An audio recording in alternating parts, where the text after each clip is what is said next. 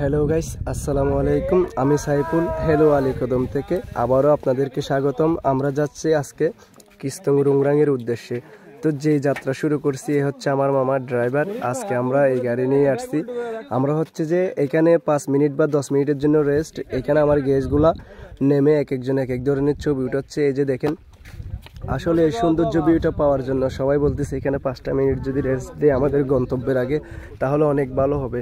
তো অবশেষে আমি ওদের সাথে এখানে নেমে গেছি 5 মিনিটের জন্য। তো আসলে ব্লগটা হবে সর্বোচ্চ 1.5 মিনিটের, এর বেশি হবে না।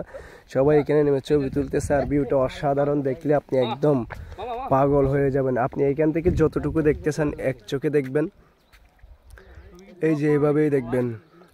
যদি প্রকৃতির এভাবে সৌন্দর্য ভিউ দেখতে চান তাহলে 4 দেওয়ালের ভিতরে বসে না থেকে আসেন খোলা আকাশের নিচে ঘুরি, নিজেকে আনন্দ দিই।